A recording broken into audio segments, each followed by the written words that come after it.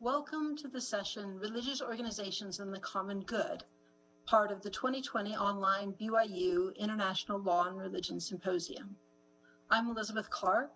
I'm an Associate Director at the International Center at Brigham Young University, and I'm delighted to be here today with four amazing women to talk through questions of how religion and religious organizations can contribute to the common good. A key aspect of religious freedom is not just the freedom to worship, but to live out one's faith in the world, both individually and collectively. For many believers and organizations, that includes service to marginalized communities and others in need. We've assembled four impressive women who work in this sector to discuss what that means in today's world. What contributions can religiously affiliated humanitarian groups make to our communities? What are the challenges they face? I'll briefly introduce the speakers and invite you to read their more extensive and very impressive bios on our center website so that we don't take too much time away from them. Our panelists today include Professor Viva Bartkus, an associate professor of management at Notre Dame University, who researches the social capital of communities that enables collaboration and leadership approaches most effective in solving complex business problems. Professor Bartkus has founded and worked extensively with international humanitarian and business organizations, including service as one of the first lay members on the board of directors of Catholic Relief Services. Second, Sharon Eubank, president of Latter-day Saint Charities, the humanitarian cooperative of the Church of Jesus Christ of Latter-day Saints.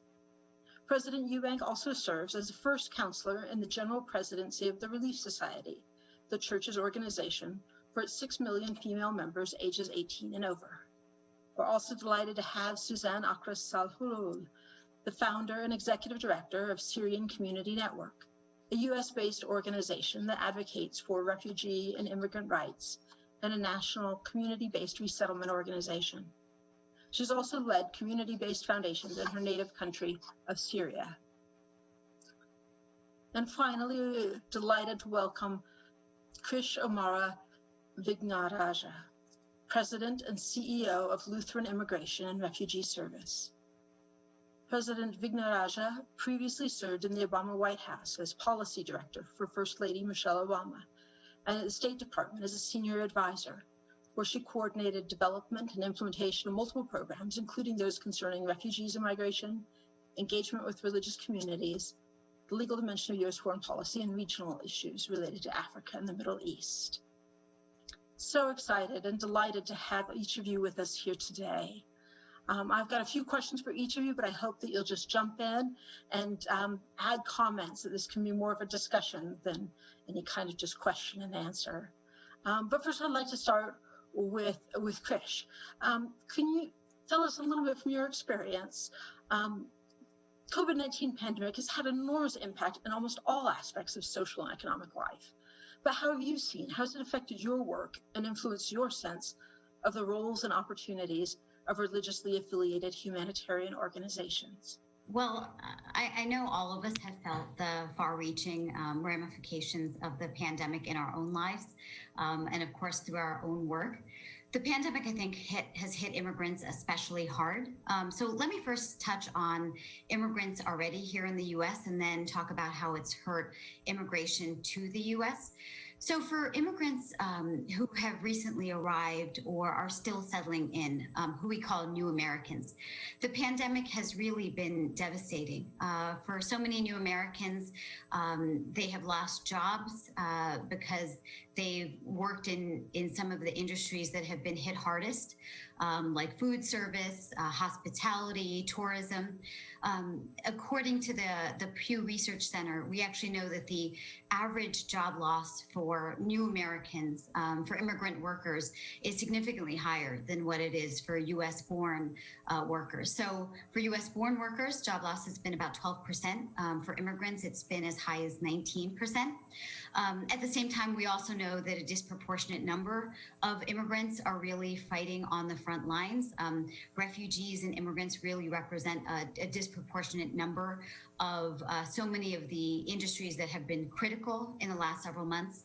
1 in 4 grocery store workers are immigrants. More than 16% of U.S. healthcare workers. I think it's around 28% of immigrants are physicians and surgeons in the U.S. So that's the impact on immigrants who are here in the U.S. In terms of the pandemic's impact on immigration to America, it's also been equally devastating. COVID-19 has been both the public health reason as well as the political cover used to stop so many who have been desperate to seek our shores and soil. So just to give you a few examples, we denied access to refugees for 4 months to the country. Still today, our southern border has essentially been shut, and asylum seekers are summarily expelled without due process, including unaccompanied children who are victims of human trafficking. And then for those lucky few who have actually been able to make it to this country, so many of them are actually largely locked up in ICE detention, where many have contracted coronavirus and even died from the disease without access to appropriate care. Just before the pandemic, one of the last visits or trips I took was to an ICE detention center that actually has now 93% of detainees infected. So hopefully that gives you some sense of the scope of the problem. In terms of the second part of your question of how religiously affiliated organizations have responded, they really have been essential. I think it would be hard for any Christian or really any person of faith to watch what's happening to immigrants here in the US and abroad and see or think that that is God's will. So for organizations like LIRS, frankly, with the support of incredible partners like the Latter-day Saints Charities, we've been able to step up where the government would not or could not. So, for example, when immigrants or U.S. citizens who were living with immigrants were excluded from the stimulus check, who were denied access to any federal aid programs, we knew we needed to act, and we needed to act quickly. So we actually created the Neighbors in Need Fund, which is an emergency fund that serves to provide for critical needs. And the LDS was actually one of our biggest funders. And so in 4 months, we were able to provide emergency financial assistance to 361 at-risk families in terms of helping out with those who were suffering from illness, job loss, potential rent evictions. One example that has always stayed with me is a single mother who actually had 4 children. She lost her job as a dishwasher during the pandemic because, of course, so many restaurants have closed. She feared that her family and her 4 children would be out on the streets because they would be evicted. And her children shared their mother's anxiety, in part because the father is still in ICE detention, and she received funds from Neighbors in Need so that she was able to make sure she had a roof over her head. Her children were able to receive tablets that have obviously been helping with virtual learning. And this, I think, is the financial stability. It is the kind of basic services that religious organizations have been able to provide. And so that's where I think, many of us know the biblical mandate of welcoming the stranger, but we know that so many faiths feel this obligation to protect the most vulnerable. And so that's where I think that during the crisis, we have seen so many examples of how religiously affiliated humanitarian organizations have stepped in, not just to provide basic assistance, but even to remind us of our faith, of helping those most in need in these difficult times. So she said it beautifully, actually, and I want to add to that the population I work with, mainly refugees, mainly from Syria, have also been very much impacted by the fact that they work in universities as cooks, as the cleaning crew, as the gig market, with Uber and Lyft. They have been really severely impacted by that because when the universities all closed down, basically the first few weeks they were only doing like sanitizing the school, but then how much sanitizing can you do? And then in April everything kind of just closed, and there was no work for them. So they have been really, really impacted. Not in addition to being, they, as Krish said, that they're the hotel workers or the grocery store workers, but they're also the janitors. They're also the Uber drivers, the Lyft drivers, all of the the catering crew that is at the universities or at the various restaurants or the big factories where for meat packing, that has been severely impacted as well. Elizabeth, Krish is so articulate about some of the ways that the pandemic has exacerbated existing situations. I wonder if I could just share one of the ways that the pandemic has forced us to be creative and brought faith communities together in a way that nobody really anticipated. It's hard to imagine now because we're 6 months away from this, but in the early days of the pandemic, there weren't enough personal protective equipment and the supply chain was stopped. We could not order at any price to get masks or gowns. 2 of the largest hospital systems in the Western United States came to Latter-day Saint Charities and said, look, we use 50,000 disposable masks a day. We're 3 weeks away from having nothing. We need help. They had figured out creatively how to source the fabric that they needed for those clinical masks, but they didn't have anybody to make them. And they said, would you activate the religious community here and see if we could we need 10,000 volunteers a week for 6 weeks. And they said, everyone tells us it's impossible, but can we do it? So we worked with the partners that we had in this community. So Latter-day Saint Relief Society, the Buddhist temple up in the city north of us, the mosque system here. And we said, is it possible? Would you work on this to sew masks at home? We had lots of questions, how are you going to sterilize them? How are they going to meet FDA approval? But as we worked all of that out, so I stood in the distribution lanes as people brought their finished masks back. Every volunteer made 100 masks in a week. And I stood in those lanes and you'd see giant monster trucks with, kids pouring out of the back and, they've delivered theirs. And you'd see multi-generational families bringing theirs. And in the middle of that very difficult, fearful time, this was something practical that faiths could do. And they looked around and they said, we're all in this together and we're doing this for the hospital system that's serving all of us. So it was very, very bonding for this community. We were able to take that experience and then say, okay, we did this here in the Western United States. Let's try this in Brazil, in Mexico, in the Philippines, and everywhere we've tried that. It's been very useful. Now, hospital systems, their supply chain is working. But for the vulnerable populations that Krish talked about, they still need personal protective equipment, and they're at the very end of the line. So we've been able to push out that supply chain to some of the people who really need it. So the pandemic has forced us to be creative and forced us to make relationships with people that maybe we wouldn't have otherwise. Oh, that's incredible. A question for Sharon. Let's talk about some of the challenges that have been raised to the work of religiously affiliated humanitarian organizations. Not everyone is a fan. Some argue that religiously affiliated groups are primarily self-interested, that they use aid as a means to proselyte. Others argue that they're limited in ability to help people because their beliefs may limit the types of services provided. How would you assess these challenges based on your experience? Well, I'm happy to start this off, but I really hope that we could all comment on this because it's a very rich discussion. The United Nations about 10 years ago, the World Bank, they recognized that although there are inherent conflicts in faith-based organizations working in the humanitarian sphere, there are things that only faith-based organizations can do. And personal belief is such a motivating foundation for huge amounts of productive energy that are being given by people of faith. And it blesses entire communities and nations in a way that other organizations simply don't have access to do. But for organizations that are founded on this kind of religious passion, if they want to work in the humanitarian realm with any kind of credibility or longevity, they have to be willing to take upon themselves specific principles that protect their expression of freedom and religious belief, but also protect the freedom of religion and belief for the people that they're serving. So the United Nations has identified 4 principles. The first one is humanity, which is just a core belief that all people have worth and dignity, and despite their circumstances or their beliefs.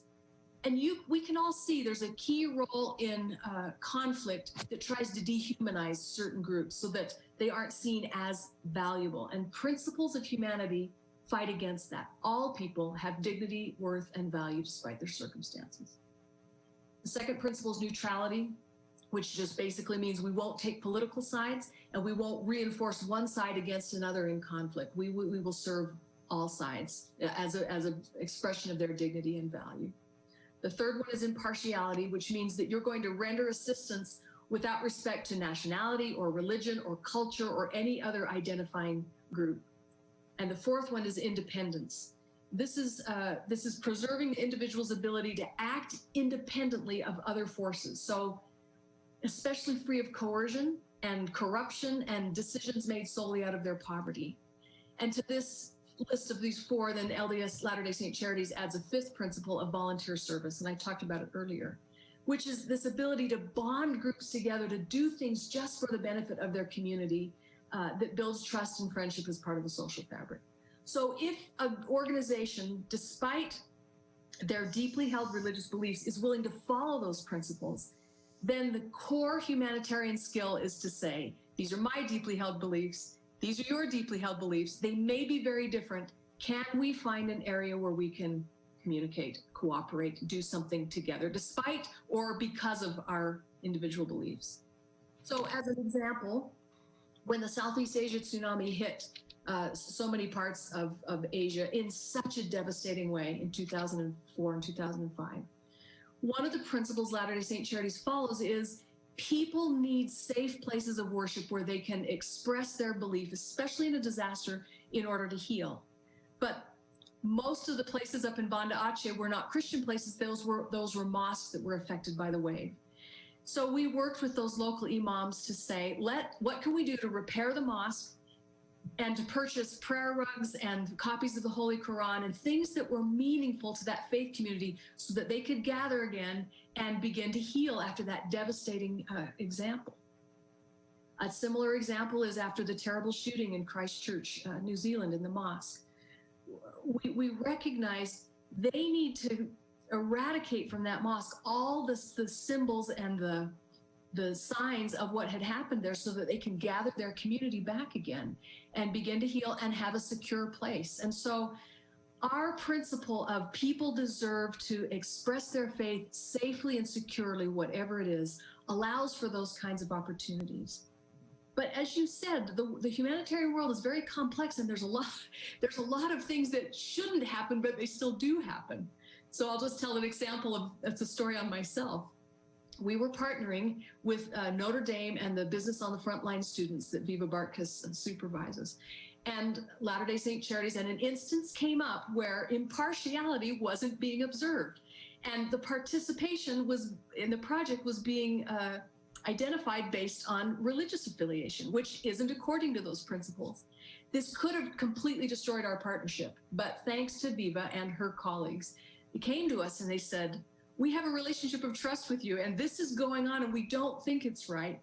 And it's hindering the overall progress. And that ability to just sit down and talk about a problem gave us a chance to address it. And instead of hurting the partnership, it actually strengthened the partnership.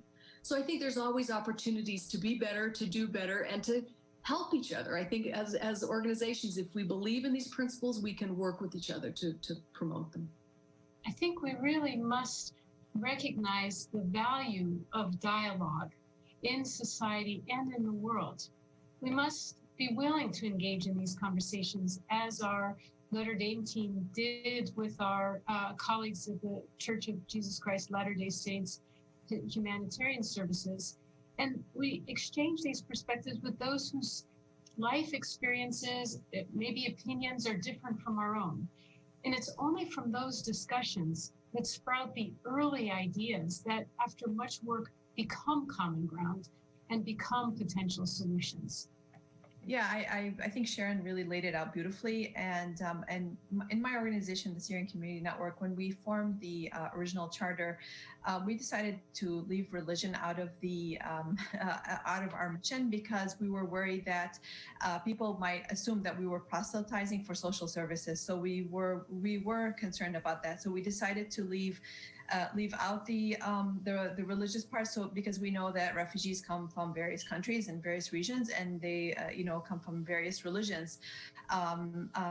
But there's no reason why we can't celebrate with each other. So during Ramadan, during Eid holiday, we celebrate. During Easter, we celebrate.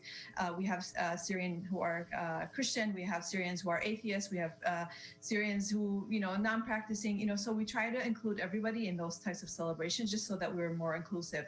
And even within our own, I know that there are people, I don't work internationally, so, but I've gone on medical missions and things like that. And I've heard, the talk. I mean, I don't know exact details, but even sometimes within your own religious group, there is this hierarchy, or sometimes this group will look down on this other group that's more religious, and these are non-religious, and these are there's this kind of people who are butting heads within the same religious group, but I think that only happens when we're not seeing the other person as a whole person.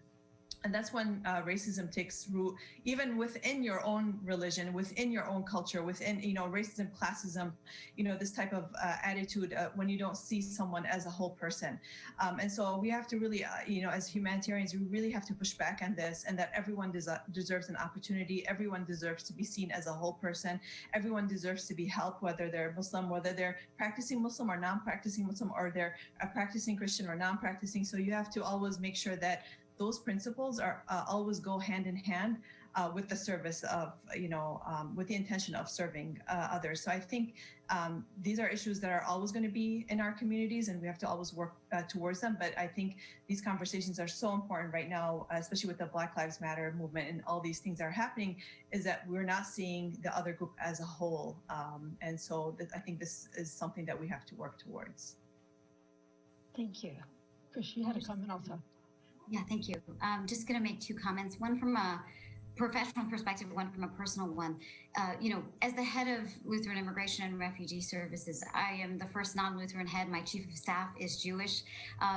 Our history was in 1939, we helped Lutheran pastors, professors, and others who were resettling, after the Second World War. But that mandate quickly expanded, to the Cuban refugees, Vietnamese refugees, the lost boys and girls of Sudan. Today, it's helping those coming from Afghanistan, the Democratic Republic of Congo, and even amongst the refugee resettlement agencies, 6 are faith-based, 3 are not. And there is no real difference in terms of how we provide services. And for me, the fact that, when I think about our work along the border, where you will find Lutherans working alongside Catholics, working alongside Episcopalians, working alongside Muslims, working alongside Jews, working alongside people who may not have a religious faith, it is such a amazing welcome in terms of the first impression of America, and particularly for a person like myself. My parents fled a civil war in Sri Lanka that was fought along religious and ethnic lines. To be able to come to a country where faith isn't something that divides you but unites you in this call of welcoming the stranger, to me, I think it's the magic of our country. Thank you. Professor Bartkus, your research deals extensively with the idea of social capital. In what ways do religiously affiliated organizations bring social capital to the table? And what challenges do they face in collaborating with states and non-religious organizations? Well, thank you for the opportunity to participate in this distinguished forum on religious organizations and the common ground.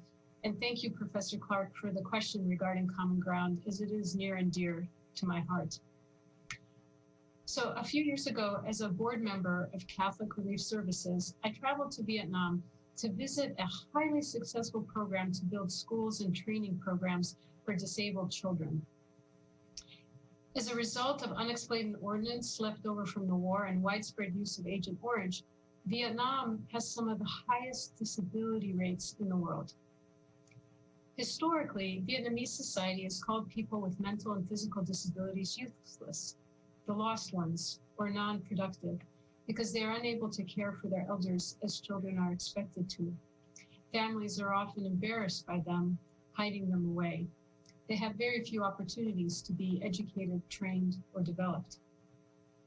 And yet this amazing school came about through an unlikely tripartite partnership.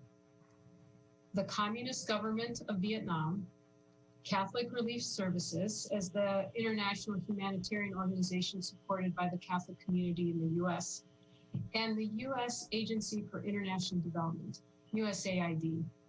Now consider, this is the same communist government that still persecutes people of Catholic faith in Vietnam, that has closed Catholic churches and seminaries and has taken away the church's assets. Now think about the government of Vietnam taking money from its former enemy, the United States, in the form of funding for USAID. And think about them partnering with Catholic Relief Services, which has the psychologists, the social workers, the teachers, and the experience needed to create innovative programs to serve the disabled. This was a partnership of 3 organizations that embraced such divergent ideologies and whose histories were fraught with conflict. They will not agree on faith. They will not agree on communism. They will not agree on foreign policy. It would have been easier and more socially acceptable for all 3 organizations to perpetuate their historic and ideological conflicts. Yet the leaders of these 3 different organizations overcame their differences to imagine common ground amongst themselves. In this one circumscribed area with a picket fence around it, the betterment of the lives of the physically and mentally disabled, their leaders are civil to each other and work together towards a common goal. With commitment, even adversaries can imagine the common ground and then work to create it, to serve those who are more vulnerable than ourselves. Before my work with Catholic Relief Services and the Business on the Frontlines program at the University of Notre Dame, I believed that common ground was something that people already shared and then explored together. However, what I've learned is that it's rather the opposite. Common ground does not exist until we imagine it, and then we need to work ridiculously hard to create it. As Father Ted Hesburgh, the former president of the University of Notre Dame, said, "We teach human dignity best by serving it where it is most disregarded, in the poor and abandoned." Father Ted's words continually remind us that we should never underestimate the human dignity associated with good day's work, particularly for those who've come through conflict and deep poverty and hardship. And so what have I learned over this decade of work? I think first and foremost, and perhaps most extensively, we must acknowledge at a very fundamental level that our societies and the world's most pressing problems cannot be solved only by business or government or faith-based charities, or even just by those who agree with us. The solution to difficult problems lies in the common ground we imagine and create together. Thank you. That's really inspiring. I appreciate that. I've seen that in my work as well on issues of law and religion working together. I want to just mark that this week is the anniversary of a 5th year anniversary of that picture, that iconic picture, the very sad image of little Aylan Kurdi that washed up on the Turkish shore. When in 2015, when the exodus of many Syrian refugees, Afghan refugees, Iraqi refugees were, they were walking into Turkey, taking the small dinghy boats, and many of them ended up drowning. And this picture that came out in 2015 around this time really connected a lot of people from various faith groups and civic leaders and faith leaders, all coming together to advocate for increased number of refugee resettlement. And this was during the Obama years. I remember, just like I remember having a panic attack because I was getting so many emails and phone calls from people just saying, what can we do? How can we help? And I found a lot of common ground at that time, where many people from the Jewish faith, from the Christian denominations, from people with no faith, with everybody was reaching out and asking how to help refugees, specifically Syrian refugees, because that was at the height of the Syrian crisis. And so I felt like it was really a moment where a lot of people just came together and kind of like at a time that I never saw in the history of the U.S. that how everybody just wanted to help refugees, welcome them, prepare apartments, donate furniture, donate clothes, adopt a family. People wanted to house families. People were willing to give up their homes for these families, you know. So I thought that was like a really an important moment in our history when, you know, when a lot of people came together. And I remember we had just started the organization, and I reached out to LRIS. At that time, there was a different executive director at that moment. And then we all got, like, a bunch of faith groups, you know, came together in front of the White House, and we did a press conference. And I flew out from Chicago and took with me some of the Syrian refugees who had just arrived, and had them speak in front of the White House and asking President Obama to please increase the numbers of refugees. And, you know, and then he did, and he increased the cap. So I felt like at that moment, I felt the refugee crisis united a lot of us together in this moment, in this movement to support people who are the newcomers, the people who are going through crisis, going through, you know, a horrible ordeal. And we all wanted to give so much of ourselves and be very generous and just kind of open our doors and to let people in. And, you know, of course, there were people who didn't believe that, but a lot of people did. And I think we're still in that moment, even though it's 5 years from now. You still see faith groups and advocacy groups, you know, whether they're doing advocacy at the border, whether they're you know, advocacy in front of the ICE detention centers, whether they're doing other things. But I really felt like the refugee crisis, with all the terrible things that were happening and seeing those horrible images, I actually united a lot of people and brought a lot of people of different faith together. For me, I met a lot of people from the LDS Church. I met people from the Lutheran Church. I met people from the Jewish faith. I started getting invited to synagogues and churches where I never went in before. And so I thought I think that was very important, that the you know, certain crises at the moment are horrible, but they can lead to a lot of good and a lot of amazing initiatives within communities to bring about that common ground and to see the other faith or the other people who are different than you and speak a different language as whole, as just like you. And I felt like it really mended my heart on a lot of issues that were, you know, I was having like a lot of issues with after 9/11 and after these things that were happening, you know, around the world. And I felt like there was this moment of reconciliation of certain things. And I felt like, you know, this is the time where we can serve together and create really welcoming communities of faith groups. So, I mean, on my board, I have people who are from the Jewish faith. I have people who are Jordanian Christian. I have Syrian Christian. I have Syrian Muslim. I have Palestinian. I have, you know, different people like who, and different volunteers who are from faith groups. So I think sometimes these terrible things happen, but there's a lot of good that can come out of it. And I think we have to, you know, hang on to those good things and grow them. Thank you both. I'm curious to hear from others of you. How can we facilitate and make this kind of cooperation happen?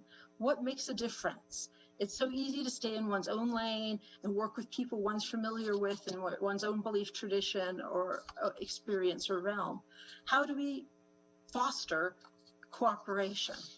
I just feel like it's, I mean, I'm not being, you know, biased, or hopefully I'm not, but I mean, I just find it easy to work with female pastors, female heads of synagogues. And it's just I don't know, we're just, there's just something that makes things just a little bit easier. I don't, you know, I mean, I've worked with other great men, you know, please, you know, don't, not anti-men, but really it's just like women can bring people together. And because there's this bond of sisterhood that kind of just makes things flow nice, easy.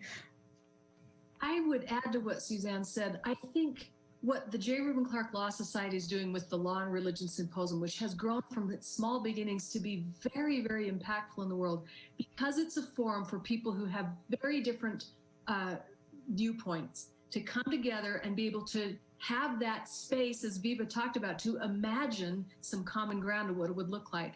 And I've seen over the years the partnerships that develop from those people who have come together. So a forum like that brings people together to express their views and then try to find ways of common ground and dialogue. We need more of those. I wish there were more that are similar to what the J. Reuben Clark Law Society is doing, but I'm really, really pleased to participate in this today and that you would host this kind of a dialogue and invite us to participate.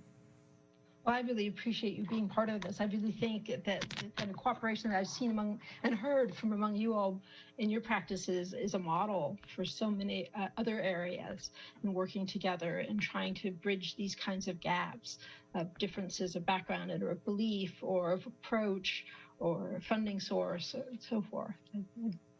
Well, I think that's where part of overcoming the challenge is both understanding that there is more that unites us than divides us, but also, frankly, knowing when the stakes are so high, not trying to minimize the divides or differences. But I do find that, I previously gave the example of the southern border as one instance of where, when we saw, families, children going through Customs and Border Patrol, dropped off in the middle of the night at a public park or a bus depot with literally nothing but the clothes on their backs, and this call to do something about it.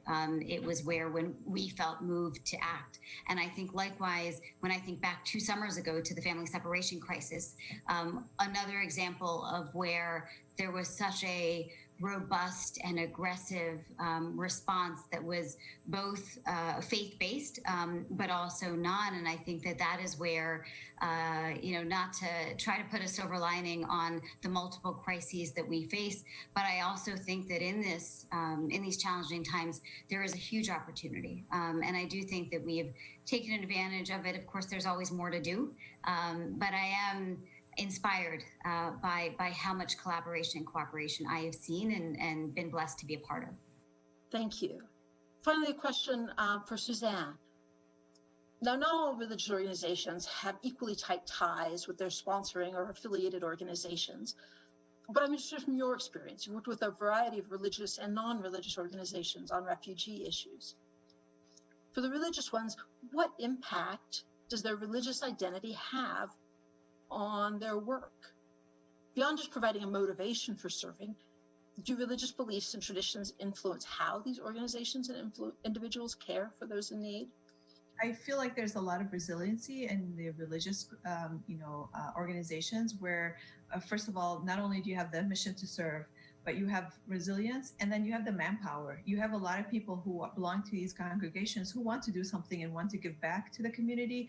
You have elders, you have, people who form these organizations. They want to be involved.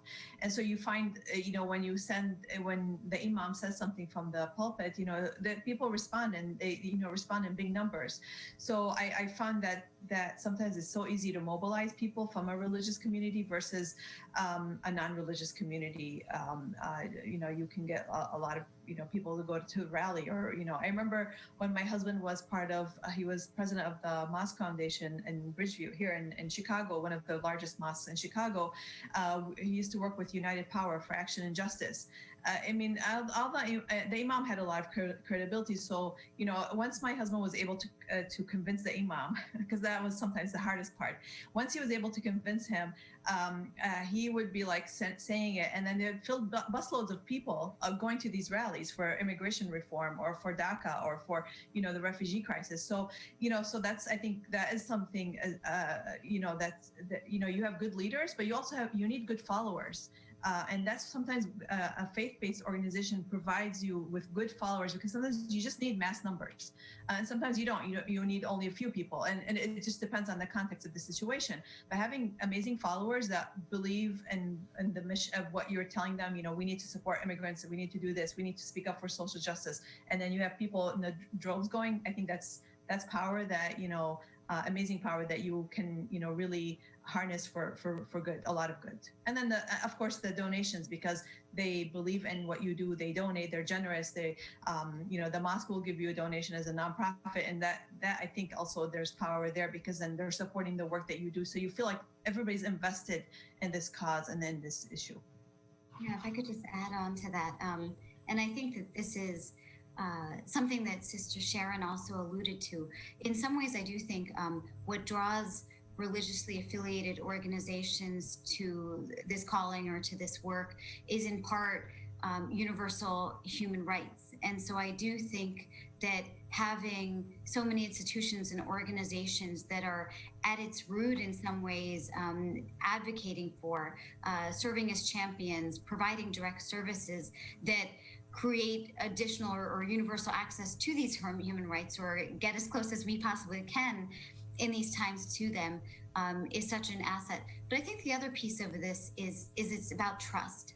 I do think that religiously affiliated organizations have a unique trust. One with the clients that we serve.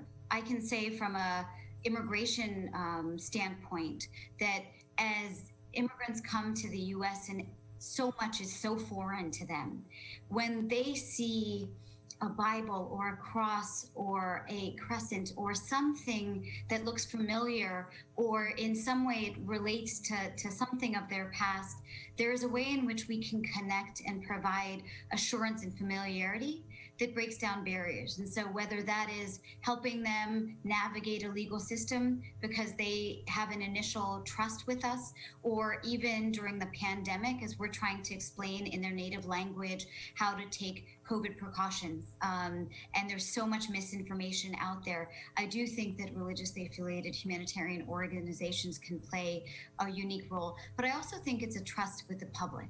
Sadly, we operate in times where so many issues that have always been nonpartisan or bipartisan all of a sudden have become polarizing and politicized.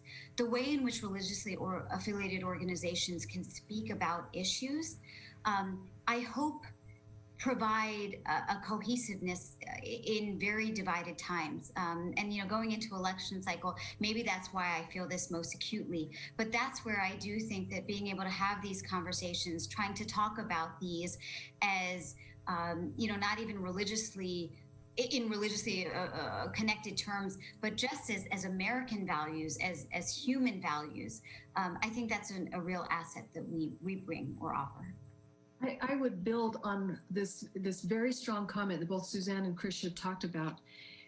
There are many, many organizations who want to get down into the individual, the family, the congregational level, but they're operating at a national level, a multinational level, and they lack the ability. You wouldn't have enough staff to be able to go down, and yet people only change their behavior based on their experiences. So people need to have experiences that build trust, as Krish talked about, and build this social fabric with people who are different from them but care about something similar.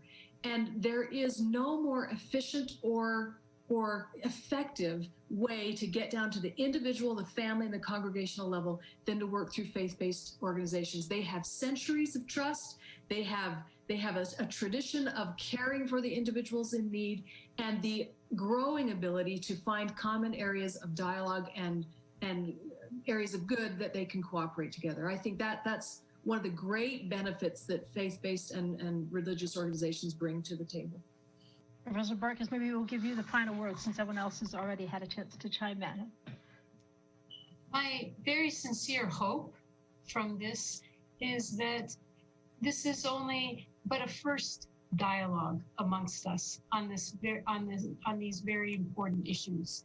I find that, if anything, dialogue is not only the saying but the listening. And I find that I have learned so much from each of you four today just by listening. And so I hope that Brigham Young University organizes these more in the future so that we can learn as much from each other.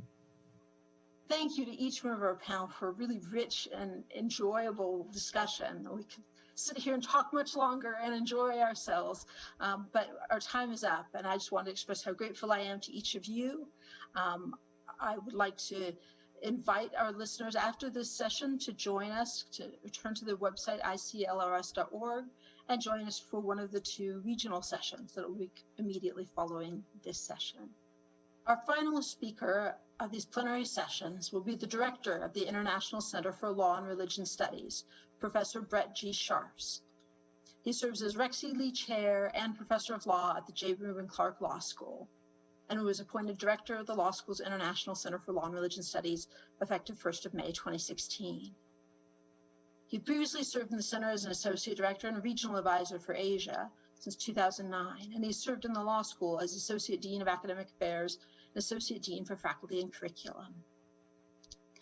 Professor Scharf's teaching and scholarly interests include law and religion, legal reasoning and rhetoric, philosophy of law, and legislation and regulation. He's a graduate of Georgetown University, where he received a BSBA in International Business and an MA in Philosophy. He was a Rhodes Scholar at Oxford University, where he earned a BPhil in Philosophy, received his JD from law school at Yale Law School, where he was senior editor of the Yale Law Journal. It's been a privilege to work with him for many years, and I'm delighted to hear from him now. Professor Scharf. On behalf of everyone at the International Center for Law and Religion Studies and BYU Law School, I would like to thank our panelists this morning and everyone who has participated in this online edition of our annual symposium. Thanks to those who helped us commemorate the 20th anniversary of the founding of the center, and in tribute to our founding director, Professor Cole Durham. Thanks also to everyone who participated or will participate in the regional and area breakout sessions. We're also very grateful to those who have helped us plan and prepare for the symposium, including our dedicated center team, the many students who help us with our work, and the interpreters and technical support, who, as you can imagine, have had a very large and difficult job. As the coronavirus prevents us from gathering in person, we have been reflecting upon the importance of gathering, of being physically proximate with each other, to look into each other's eyes, shake each other's hands, and pat each other on the back. We have missed our talks in the hall, the receptions and meals, and listening to each other's prayers.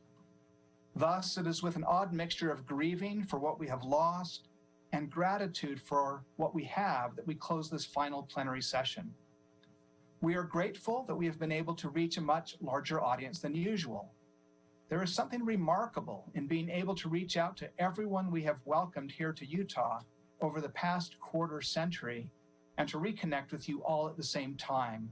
So thank you for being with us.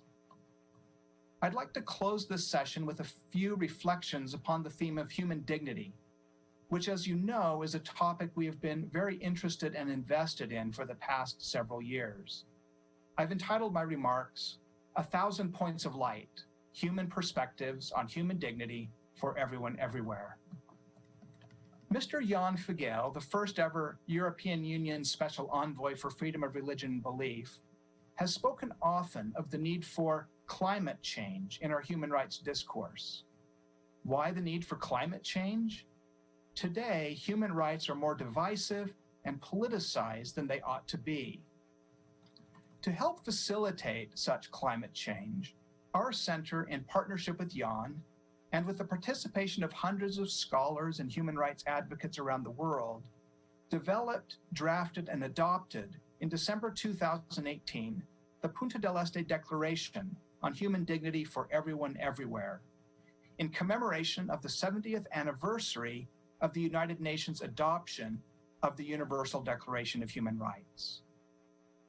The men and women who drafted the UDHR in the aftermath of World War II found the task difficult, and there was considerable disagreement about its content and structure. As the drafting process began to bog down, human dignity emerged as a central organizing concept that helped move the project towards successful completion.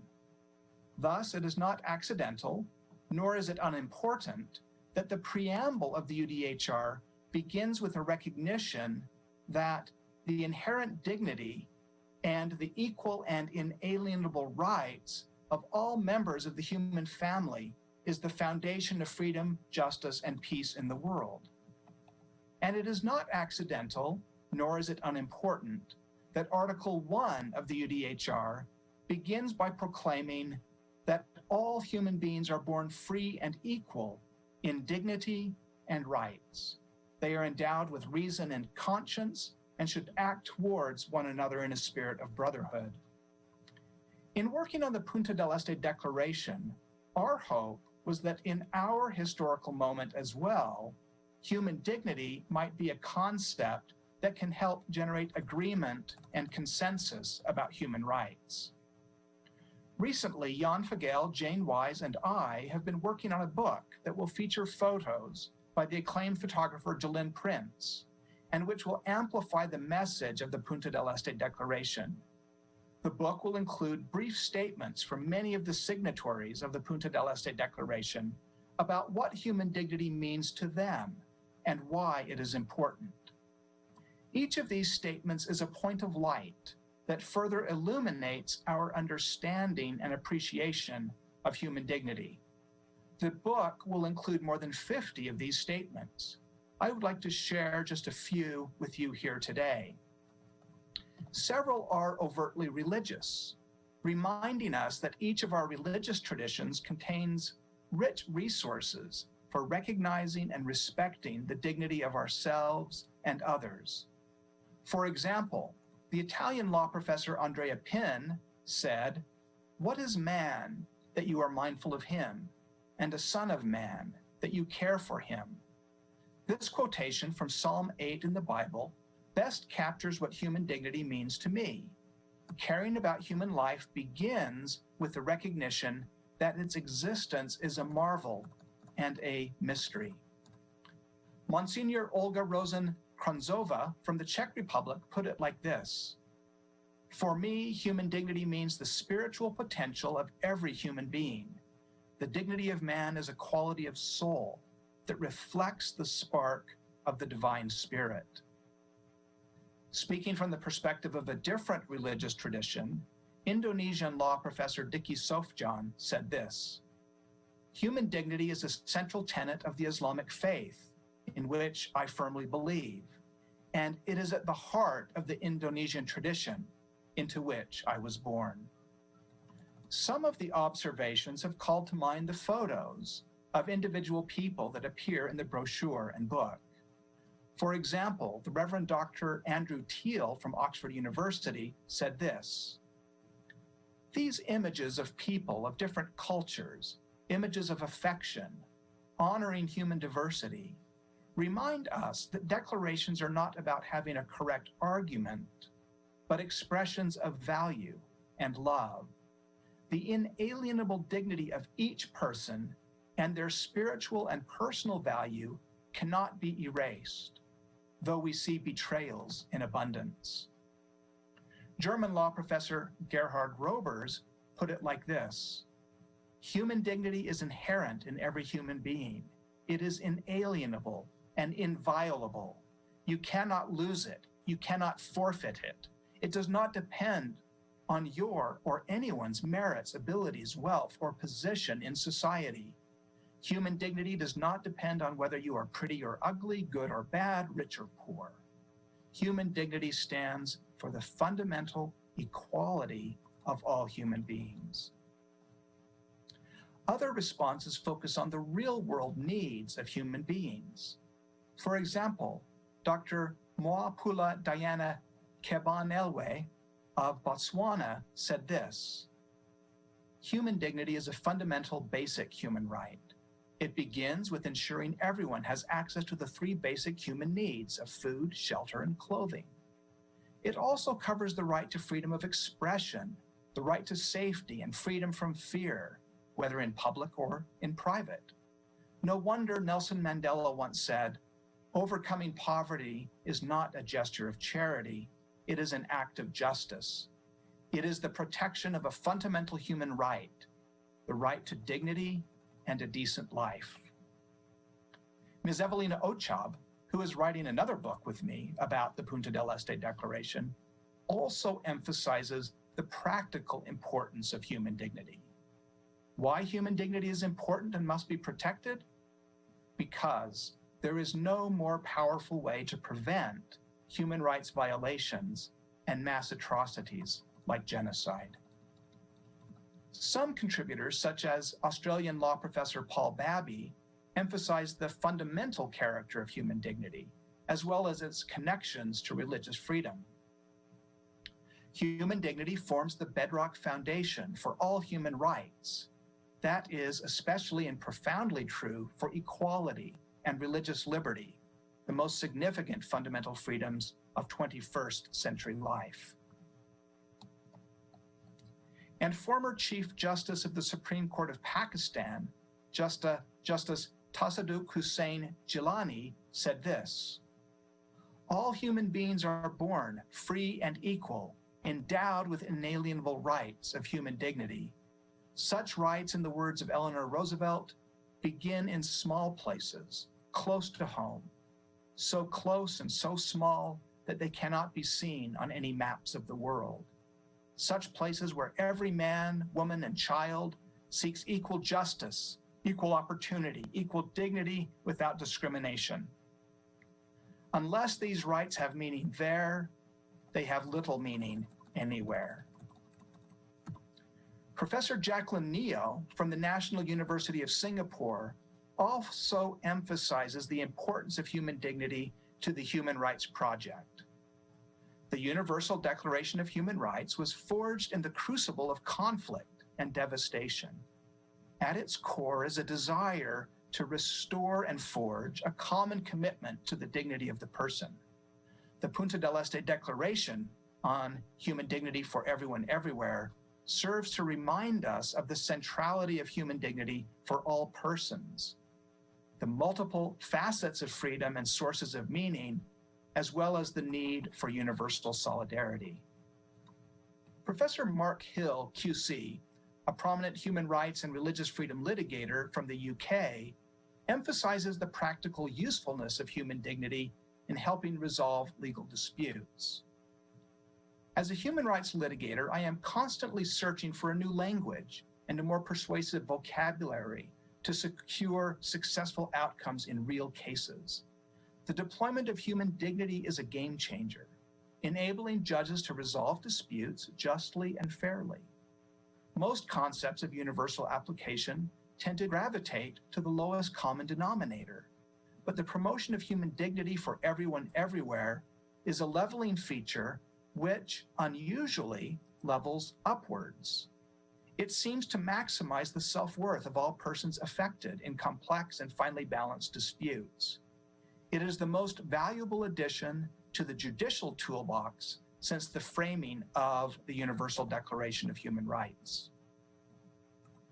Reverend Ryosho Shoujo, the Japanese Deputy Secretary General of the World Fellowship of Buddhists, notes the time and effort that protecting human dignity takes. Human dignity is as essential to our lives as air and water. Nature gives us air and water. Human dignity arises only from our kind cooperation. According to an old Japanese saying, if you plant a peach or chestnut seedling, it will take 3 years to produce fruit. If you plant persimmon trees, it will take 8 years to produce fruit. It will take time, but we will continue to make efforts to realize a peaceful world through the dialogues of various cultures. Professor Rick Torfs, former rector of the Catholic University in Louvain, Belgium, puts it beautifully. Human dignity is the central notion that remains when all our other norms, values, and considerations are abandoned. It is what remains when everything else has vanished. In conclusion, I would like to add my voice to these and so many others that will be included in the picture book on human dignity for everyone everywhere. Perhaps more than any other concept, human dignity can help us understand how to regard ourselves. Perhaps more importantly, it can remind us how to regard each other. It provides a promise that can bridge divides, ideological, cultural, and religious. It is almost unique in its generative energy and in its upward lift. It is fertile soil for rights and responsibilities. I can learn something from almost anyone by asking what dignity means to them. Human dignity for everyone everywhere, perhaps more than any other concept, is a tool that can help us solve the myriad challenges and even crises we face as a global civilization. Let me conclude with an invitation. If you would like to become a signatory to the Punta del Este Declaration on Human Dignity for Everyone Everywhere, please go to the website, dignityforeveryone.org, Download the signature form, and please feel free to submit your own statement of what human dignity means to you. This concludes our final plenary session of the 27th Annual Law and Religion Symposium at BYU Law School. Thank you for joining us. I hope you will attend one of the concurrent regional sessions that will follow immediately after this session. We hope to see many of you in person in the coming months and years, and we look forward to gathering in person next October for the 28th Annual Law and Religion Symposium, where we will begin the next 20 years of our work together, defending and promoting human dignity for all people in all places, and freedom of religion and belief for everyone, everywhere. Thank you, and God bless us, everyone.